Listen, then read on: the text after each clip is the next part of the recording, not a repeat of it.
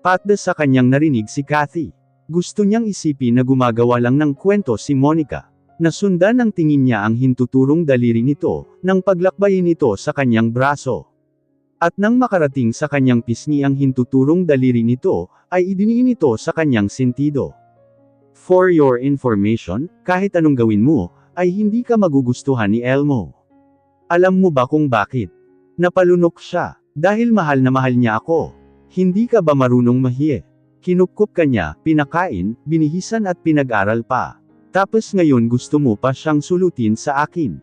Para ano? Para makuha ang yaman na meron siya. Magdahan-dahan ka sa mga pinagsasabi mo, Monica.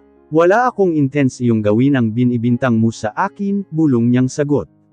Ngumiti ng nakakasuya si Monica. Oh come on, hindi ako syongan na katulad mo. Alam mo kung ako sa'yo, e-enjoy mo na ang ilang araw na pananatili mo sa pamilya Abale. Dahil sa oras na may kasal na kaming dalawa ni Elmo, sisiguraduhin kong mapapaalis ka sa pamamahay nila. Babalik ka sa dagat na pinanggalingan mo. Umaktong nandidiring pagbabante ni Monica sa kanya. Kaya pala malansa, dahil maihahatulad ka sa isang isda na nabingwit sa dagat ng boyfriend ko. Ingrata. Hindi niya nagustuhan ang pag-iinsulto sa kanya ni Monica.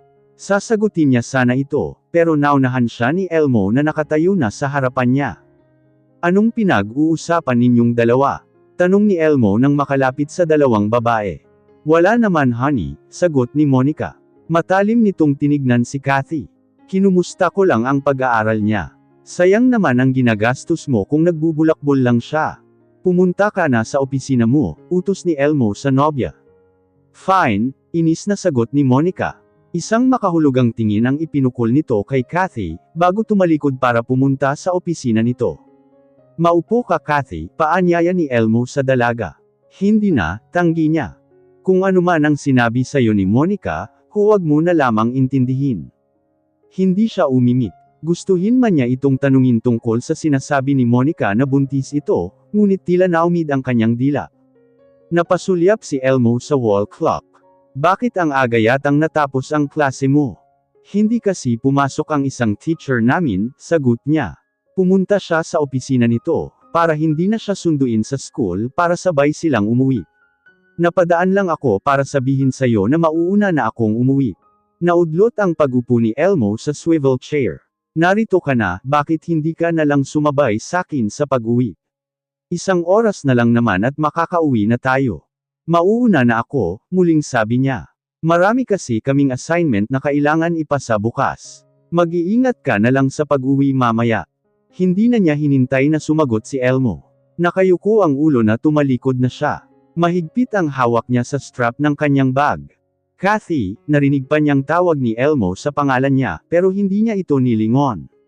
Diretso lang siya sa paghakbang, hanggang sa tuluyan na siyang makalabas ng business company building, na pagmamay-ari ng magkapatid na Abale. Sa tulong ng gwardya na nasa labas ng establishmento, ay agad siyang nakasakay ng taxi. Habang lula ng taxi, ay malayo ang kanyang tingin. Abala ang kanyang isipan sa mga katanungan. Nahirap siyang sagutin. Alam naman niyang mali ang nararamdaman niyang pag-ibig para kay Elmo. Sinubukan naman niyang sawayin ang kanyang puso. Sinubukan niyang ibaling sa iba ang pagkagusto niya sa binata, pero bigo siya. Hindi pa man siya sigurado, kung ang mga sinabi ni Monica sa kanya na buntis ito, at pakakasalan ni Elmo ay may katotohanan, pakiramdam niya sobrang nasaktan siya, iyong pakiramdam niya na nadurog ang puso niya, pero patuloy pa ring nagmamahal kay Elmo. Miss, tawag pansin ng driver sa kanya. Saan ko po kayo ihahatid? Hinubad niya ang suot na school ID, at ipinakita iyon sa driver. Pagkatapos ay muli niyang ibinalik ang paningin sa labas ng bintana ng sasakyan. Nanlumo si Urson sa kanyang nalaman. Pasensya na pare, muling hindyong paumanhin ni Clyde sa kaibigan. Nasagi kasi ako ni Monica, kaya nabitawan ko ang voice recorder, at iyon nga na-shoot sa timba na may lamang tubig. Napatalong ko sa ibabaw ng kanyang desk si Urson. Samadya kasi sa kumpanya nila si Clyde. Siguro sa mga oras na ito, ay alam na ni Kuya Elmo na buntis si Monica. Pero paano natin siya mapapaniwala, na hindi siya ang ama ng batang nasa sinapupunan ng nobya niya? Naisip ko rin iyon, sabi naman ni Clyde.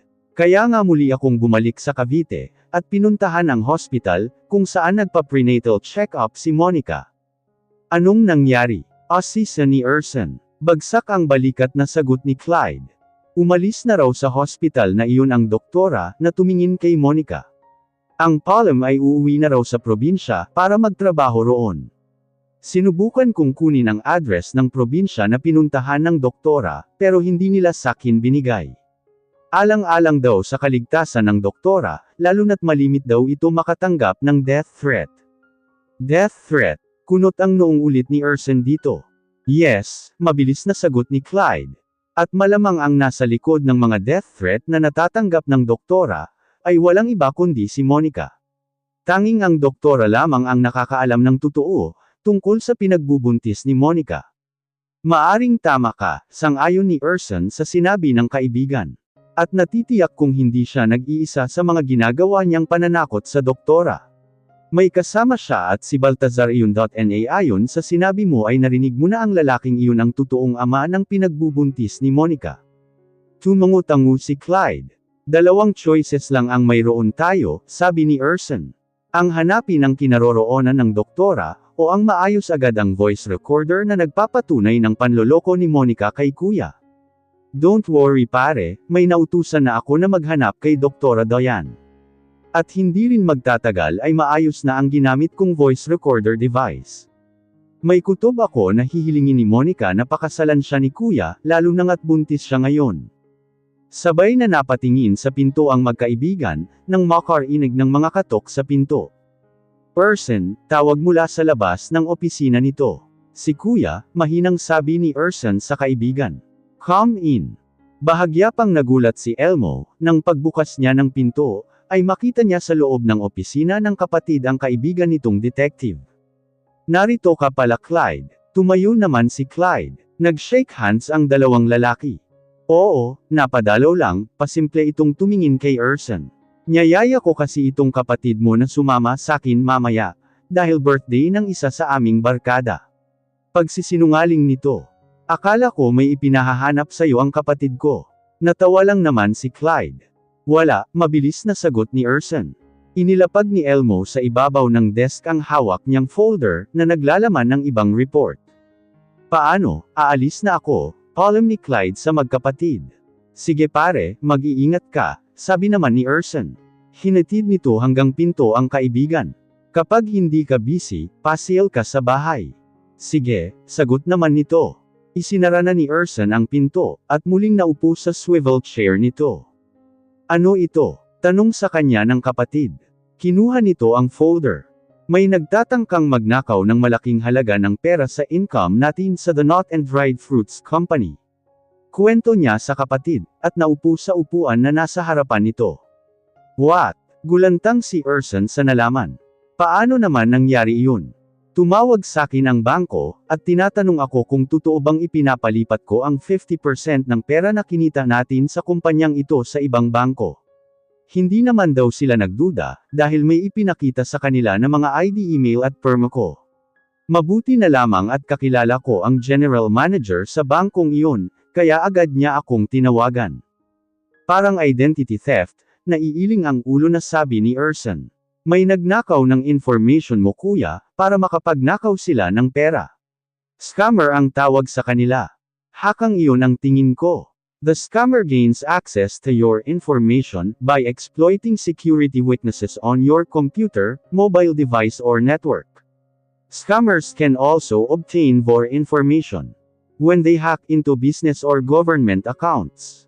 Ang iba naman ay document theft ang ginagawa and also malware. Malware tricks you into installing software that allows scammers to access your files and track what you are doing. Mahabang paliwanag niya. Hindi niya lubos maisip na papasukin sila ng isang website scammer. Pasalamat na rin siya, at magaling ang IT specialist na nakuha niya. IT specialists provide direct support to users across the organization.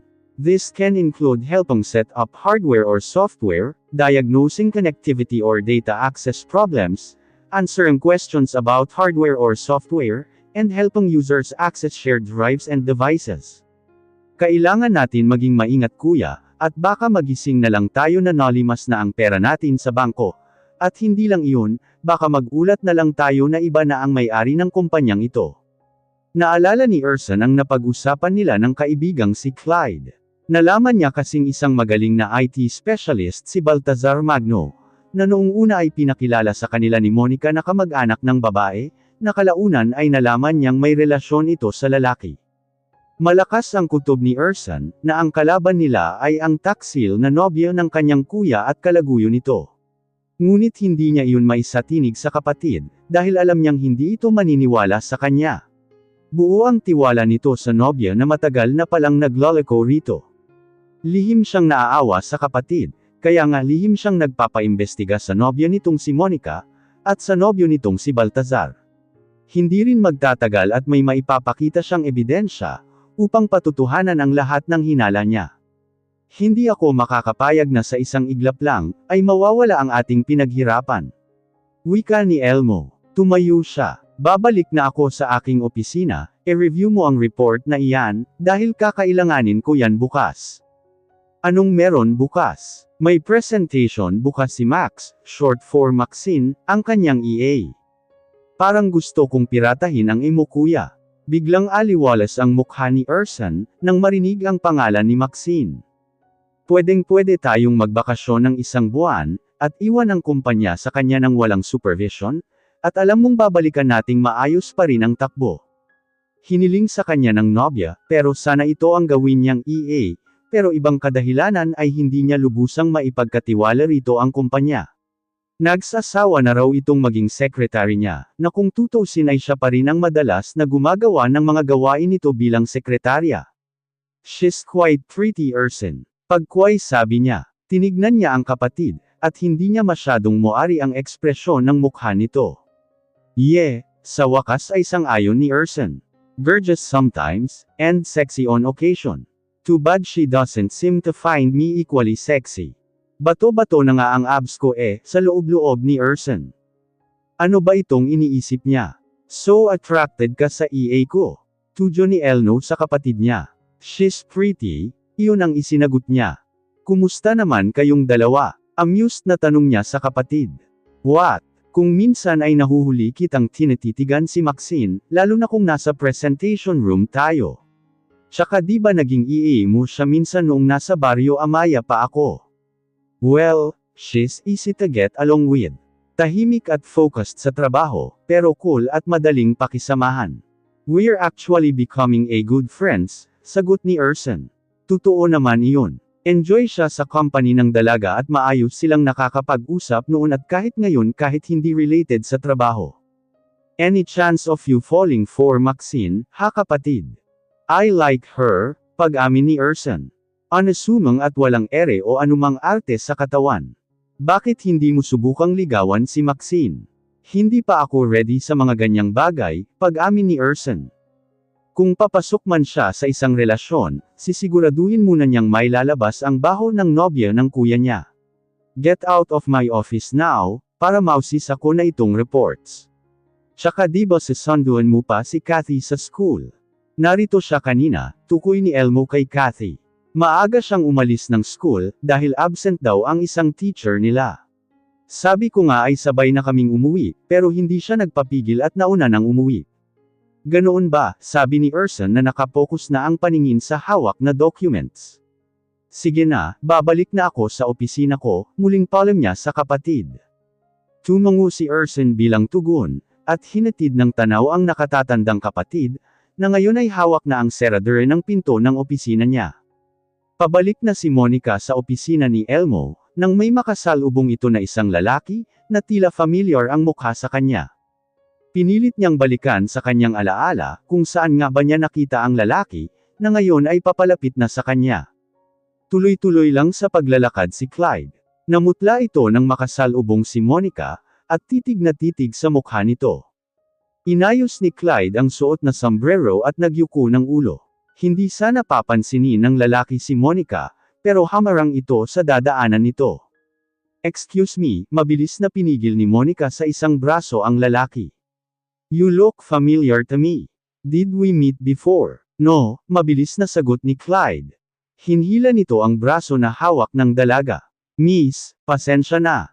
Nagmamadali kasi ako. Pipigilan pa sana ni Monica ang lalaki, pero mabilis na itong nakalayo sa kanya. Wait, sa loob-loob ni Monica.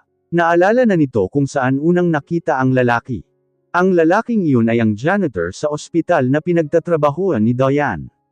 Anong ginagawa niya rito? Kumibit balikat si Monica. Marahil ay nag-aapli ng trabaho ang lalaki, at nagkataon na sa kumpanya na pinapasukan din niya. Nagtataka lamang siya, kung bakit sa Taguig Manila pa ito naghanap ng trabaho, gayong marami namang factory sa Cavite. Marahil ay coincidence lang. Heist. Bakit ko ba pinaglalaanan ng oras na isipin ang lalaking iyon, hindi ko naman siya kilala. Kausap ni Monica sa sarili. Naiiling ang ulo na nagpatuloy ito sa paglalakad. Kinagabihan, habang naghahapunan sila, ay tahimik lamang na nakikinig si Kathy sa pag-uusap ng mag-ina. Sa Sabado na nga pala ang 18 kaarawan ni Kathy, wika ni Pamela. Napaangat ang mukha ni Kathy, nang marinig ang pangalan niya. Maghahanda tayo sa Sabado, dahil debut birthday na ni Kathy, gagad naman ni Erson. Dapat mayroong 18 candles and 18 roses. Nako, hindi na po kailangan ng ganoon Kuya Erson, mabilis na wika niya. Simpleng handaan lang ay sapat na. Pero hiha, ani Pamela. Gusto ka namin bigyan ng magandang birthday party. Ma, ayos lang po talaga kahit simpleng handaan lang. Ang mahalaga ay kasama ko kayo sa kaarawan ko. Bueno, kung yan ang gusto mo hiha. Masusunod ang gusto mo. Maghahanda tayo sa Sabado. Imbitahin mo ang iyong mga kaibigan, guro, at manliligaw mo. Isasabay ko na rin ang pag-aanunsyo ng aming kasal ni Monica, walang ganang pagbabalita ni Elmo. Ano? Kahit na inaasahan na iyon ni Erson, ay nagulat pa rin ito sa sinabi ng kapatid. Bakit biglaan naman yata, kuya? Oo nga anak, puna naman ni Pamela sa plano ng anak. Bakit biglaan naman yata ang plano niyong kasal ni Monica? Ma, buntis si Monica, dapat ko siyang panagutan, kaya kailangan ko siyang pakasalan. Ayoko namang maipanganak ang anak ko na walang kinikilalang ama. Sinabi na iyon ni Monica sa kanya. Pero parang bomba ang sinabing iyon ni Elmo sa pandinig niya. Mas masakit pa pala na ang lalaking minamahal niya ang magsasabi niyon. Pakiramdam niya ay tumigil ang kanyang paghinga sa mga sandaling iyon. 3 buwan ka pa nga lang na nakababalik sa piling namin ng kapatid mo, mag-aasawa ka na agad. Ma, hindi ko rin nakalain na mangyayari ito. Pag-amin ni Elmo. Mahal niya si Monica pero hindi pa siya handang mag-asawa, lalo na nga at may obligasyon pa siya kay Kathy. At baka si Kathy pa ang maging dahilan ng araw-araw na pagtatalo nila, kapag nagsama na sila bilang mag-asawa ni Monica. Wala pa sa plano namin ang pagkakaroon ng anak, pero dahil nangyari na, kaya kailangan ko siyang panagutan. Pero bakit parang hindi ka masaya, anak? Tanong ni Pamela sa anak, nang mapansin nito na tila bapasan nito ang daigdig. Hindi ko rin maintindihan ang sarili ko ma, nalilitong sagot ni Elmo. Para nga akong napipilitan na pakasalan si Monica, na ngayon ay magiging ina ng anak ko. Mahal mo ba talaga si Monica? Muling tanong ni Pamela sa anak. Natigil sa pagmuya si Elmo. Napasulyap ito kay Kathy. Nakayuko ang ulo ng dalaga. Ang alam ko, mahal ko siya. Sagot ni Elmo sabay bawi ng paningin. Excuse me, bigla lang po sumama ang pakiramdam ko, palam ni Kathy bago nagmamadaling tumakbo palabas ng dining room. Kanina pa pinipigil ni Kathy ang sarili, na huwag umiyak sa harapan ng mag-iina. Labis siyang nasaktan. Mahal ni Elmo si Monica, at ngayon nga ay magkakaanak na ang dalawa. Ano ba ang nangyari sa batang iyon? Nagtatakang tanong ni Pamela kay Aling Pering, nakapapasok lang sa dining room. Baka ho sumakit ang tiyan, kaya nagmamadali sa pagpunta sa kanyang kwarto. Nakita ko nga po na para siyang umiyak, sobrang sakit ho yata ng tiyan niya, sagot naman ni Aling Pering. Nabahala naman si Elmo para sa dalaga. Baka madalas siyang magpalipas ng gutom sa school, kaya ngayon sumasakit ang tiyan niya. May pag-aalala sa tinig ni Elmo. Mamaya kausapin mo si Kathy, sabi ni Pamela sa anak. Yes ma, sagot ni Elmo. Aling Pering, iwanan mo muna kami. May mahalaga lang kaming pinag-uusapan ng mga anak ko. Utos ni Pamela sa matanda. Opo ma'am, lumabas ng dining room si Aling Pering. Anak, seryoso ka ba talaga sa plano mo, na pagpapakasal kay Monica? Tanong ni Pamela sa anak. Wala na rin naman ako magagawa, ma, sagot niya. Iyon ang gusto ni Monica. Gusto ni Monica, at ikaw ay nagdadalawang isip pa. Iniisip ko rin kasi ang magiging anak namin, ma. Ayoko siyang matulad sa amin ni Erson na aking walang ama. Oo nga't nakakausap at nakakasama na namin si Papa, pero iba pa rin yung kompleto ang pamilya. Natahimik bigla si Pamela. Totoo ang sinabi ng anak niya. Mahirap mamuhay ng hindi kompleto ang pamilya.